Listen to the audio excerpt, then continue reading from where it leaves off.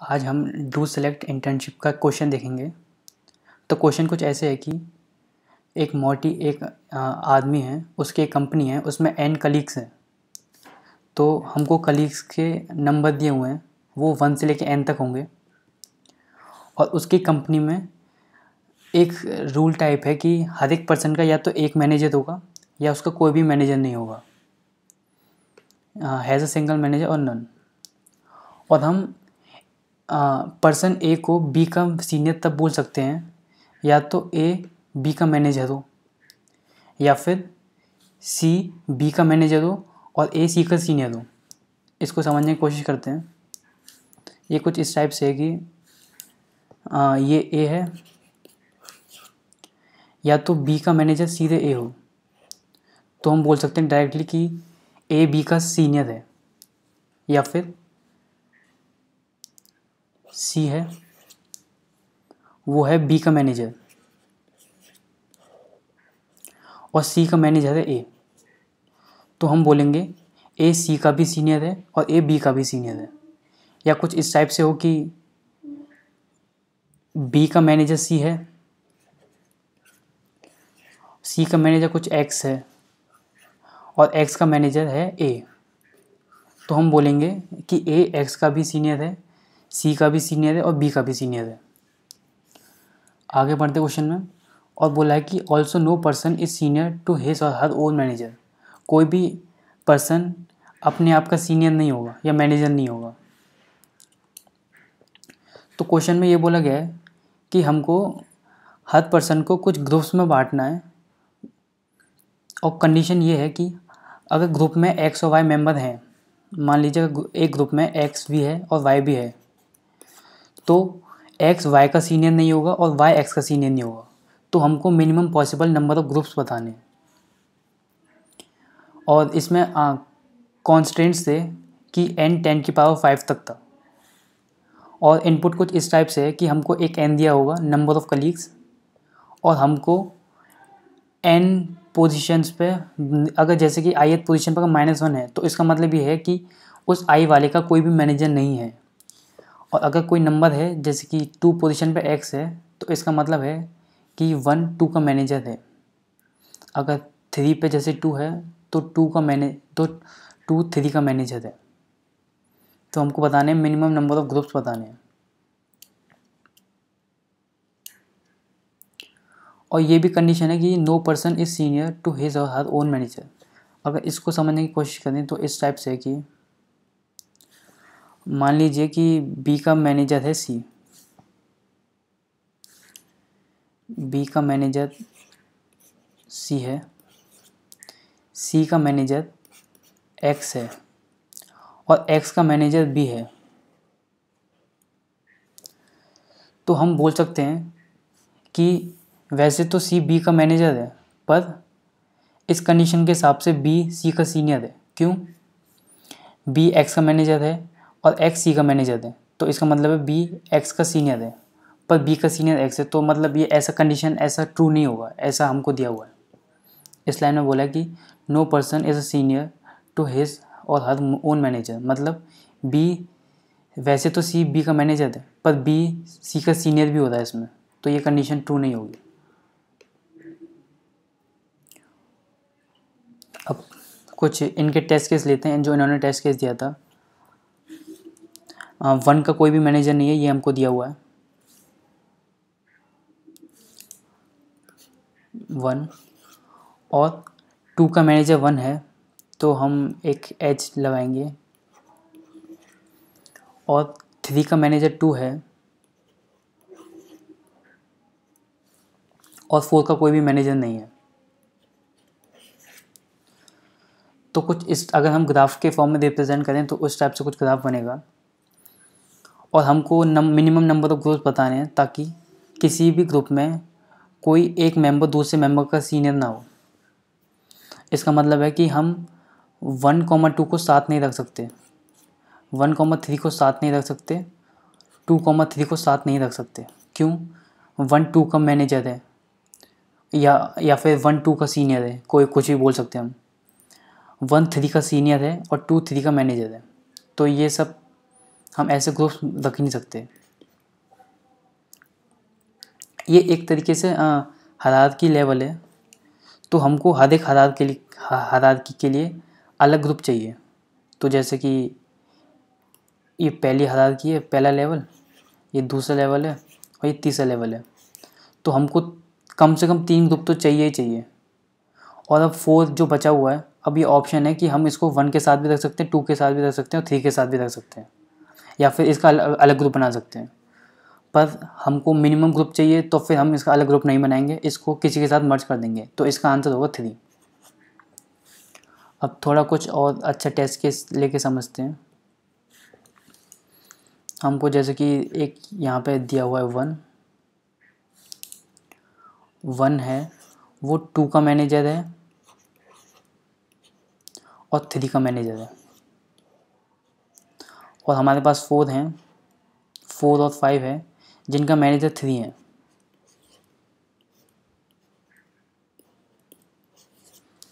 अब इसमें हमें निकालना है मिनिमम नंबर ऑफ ग्रुप्स।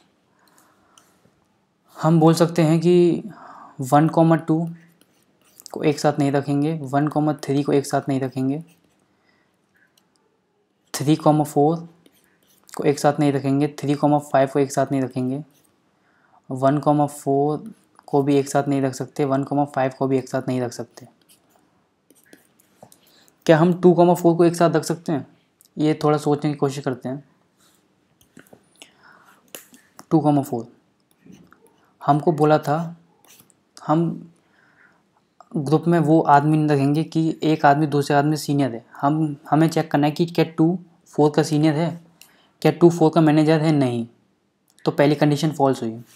और दूसरी कंडीशन थी ये कि कोई नोड है जिसका मैनेजर बी है और ए कोई भी नोड है जो बी का मैनेजर है और जो ए वाला है वो सी का सीनियर हो। इसका मतलब है जैसे कि कोई 2 का नोड देखते हैं जो उसका मैनेजर हो। 2 का मैनेजर है 1 है, वो 2 का मैनेजर है। तो क्या 4 1 का सीनियर है? नहीं। तो इस वजह से हम 2 और 4 को साथ रख सकते हैं और 2 और 5 को भी साथ रख सकते हैं। और ऐसे ही हम 2 और 3 को भी साथ रख सकते हैं। क्यों? क्योंकि ये दोनों सेम हायरार्की लेवल पे हैं और कोई भी जो सीने वाली कंडीशन मैच नहीं होती। ये जो कंडीशन थी वो मैच नहीं होती। तो इसका मतलब है हम 2 और 3 को साथ रख सकते हैं। सिमिलरली हम ऐसे ही 4 और 5 को भी साथ रख सकते हैं। तो मिनिमम नंबर ऑफ ग्रुप्स अगर निकालने हो तो फिर एक ग्रुप बनेगा 1 के लिए, उसके साथ हम किसी को भी साथ नहीं रखेंगे। तो एक ग्रुप तो इसके लिए चाहिए। और एक ग्रुप चाहिए 3 के लिए। 3 और 2 के लिए एक ग्रुप ले सकते हैं, उसमें हम 4 और 5 को ऐड नहीं कर सकते। और एक ग्रुप चाहिए 4 और 5 के लिए। ये एक केस है। और एक ग्रुप ऐसा बन सकता है कि हमने 1 को लिया एक ग्रुप में और दूसरे ग्रुप में 2 4 और 5 को ले लिया और तीसरे ग्रुप में 3 को ले लिया। तो इस केसेस में मिनिमम नंबर ऑफ ग्रुप्स हमको 3 चाहिए ही चाहिए। 3 से कम में काम होगा ही नहीं, क्योंकि इसके 3 लेवल हैं हायरार्की लेवल। तो एटलीस्ट 3 ग्रुप चाहिए ही चाहिए हमको। क्वेश्चन में कुछ ऐसे भी दिया हो सकता है कि हमको काफ़ी सारे कनेक्टेड कंपोनेंट्स दिए हों, जैसे कि 1 2 3 4 5 और एक कनेक्टेड कंपोनेंट दिया हो 1 6 7 8 9। अगर हमको सेपरेट क्वेश्चन दिया होता कि इसके लिए मिनिमम नंबर ऑफ ग्रुप्स निकालो और इसके लिए मिनिमम नंबर ऑफ ग्रुप्स निकालो, तो हमने देखा था कि हमको हर हायरार्की लेवल के लिए एक ग्रुप चाहिए एटलीस्ट। तो मिनिमम नंबर ऑफ ग्रुप्स कितने होंगे? जितना जितना उस ग्राफ का लेवल है। जैसे कि इसका लेवल कितना है? ये लेवल 1 पे है, ये लेवल 2 पे है, ये लेवल 3 पे है। एक तरीके से इसकी हाइट 3 है, तो हमको 3 ग्रुप तो चाहिए ही चाहिए। और ऐसे ही इसका हमको अगर ये अलग से सॉल्व करना पड़ता है तो इसके लिए हमें चाहिए 4 ग्रुप। अब हमको एक साथ सॉल्व करना है, तो हम कर सकते हैं, जैसे कि लेफ़्ट वाला अगर हम ग्राफ लें तो हम अगर जैसे हमको 1 के साथ कोई रखना हो तो हम इस वाले ग्राफ के किसी भी मेंबर को 1 के साथ रख सकते हैं। क्यों? क्योंकि 1 और ये जो 6, 7, 8, 9 में एक दूसरे कोई सीनियर है नहीं, क्योंकि उनमें कोई रिलेशन ही नहीं है, कोई एक का मैनेजर भी नहीं है, कोई ऐसा भी नोड नहीं है जो वो दोनों का सीनियर हो। तो हम 1 को किसी के साथ भी रख सकते हैं। तो जैसे कि हमको इसके लिए एटलीस्ट 4 ग्रुप चाहिए, तो ग्रुप 1 में 6 होगा। मान लीजिए ग्रुप 1 में 6 है, ग्रुप 2 में 7 है, ग्रुप 3 में 8 है और ग्रुप 4 में 9 है। तो हम ये वाले जो ग्राफ है, हम इसके नोट्स को इन किसी भी ग्रुप के एडजस्ट कर सकते हैं। जैसे कि हम 6 के साथ 2 और 3 को रख दें, 7 के साथ ऐसे 1 को रख सकते हैं हम, और 8 के साथ 4 और 5 को भी रख सकते हैं। तो क्वेश्चन की जो कंडीशन है वो वायोलेट नहीं होगी। पर अगर हमने 8 के साथ 4, 5 और कोई 1 रख दिया तो क्वेश्चन की कंडीशन वायोलेट हो जाएगी, क्योंकि 1 4 का भी सीनियर है और 1 5 का भी सीनियर है। तो इस क्वेश्चन को ये सॉल्व करने के लिए ऐसा कुछ आता है कि हमको काफ़ी सारे कनेक्टेड कंपोनेंट्स दिए होंगे, कुछ ऐसा कुछ दिया होगा।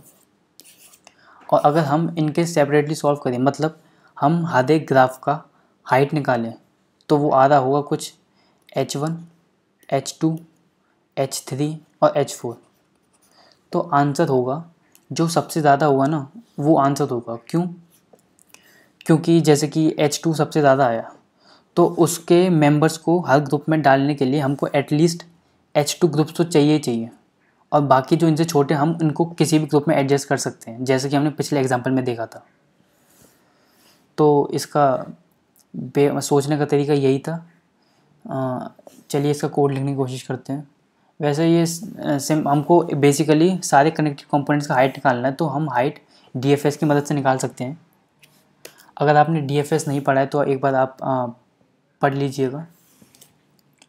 पहले तो हमको एक ग्राफ बनाना पड़ेगा जो डिनोट करेगा कि कौन किसका मैनेजर है, और जो हायरार्की में सबसे ऊपर होगा वो सबका मैनेजर होगा या सबका सीनियर होगा।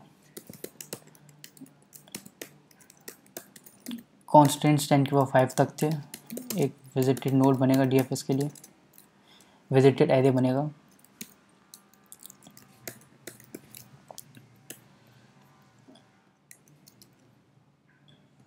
इनपुट लेते हैं int n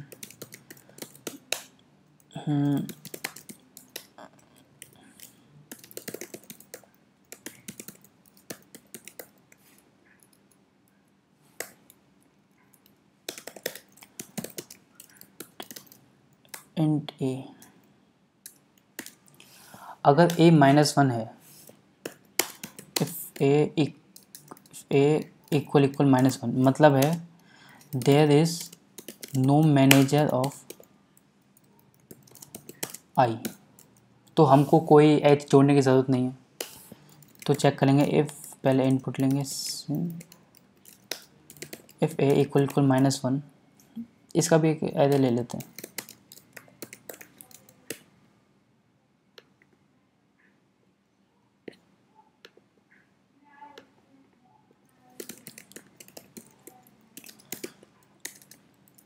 अगर a of i -1 के बराबर है तो हमको कोई एच जोड़ने की ज़रूरत नहीं है। अगर a of i कुछ और वैल्यू कुछ x है तो हमको उनके बीच में एच जोड़ना पड़ेगा।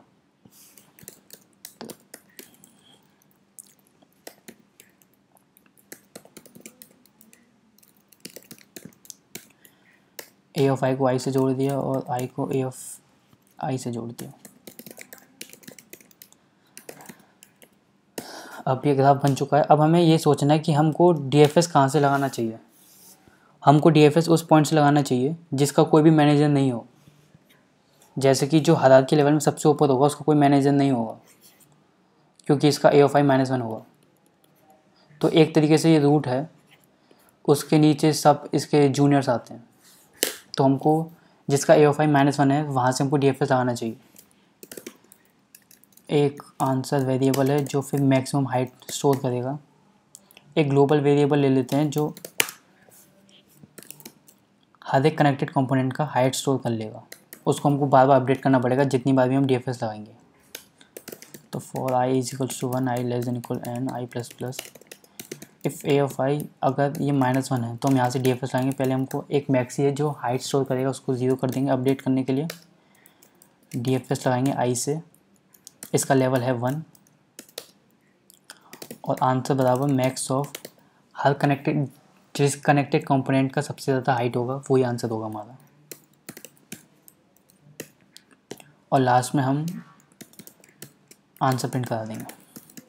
अब DFS का कोड लिखते हैं, void DFS int node int height। इसका विजिटेड मार्क कर दीजिए पहले, फॉर int अगर ये विजिट नहीं हुआ है, अगर विजिटेड नहीं हुआ है तो फिर इसको हम DFS कॉल कर देंगे और एक हाइट बढ़ा देंगे।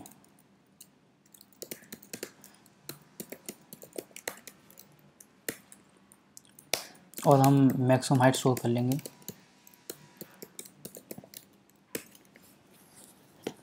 ये इसका अगर आपको DFS नहीं आता तो एक बार आप पहले पढ़िएगा, उसके बाद इसको ट्राई करना। तो कोड लिख लिया, आप इसका इनपुट लेते हैं। इनपुट थे पहले n है और उनका ये दिया था -1, 1, 2 और -1, यही इनपुट था।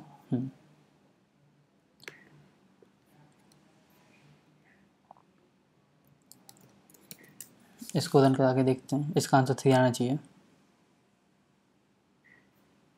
1 आ रहा है।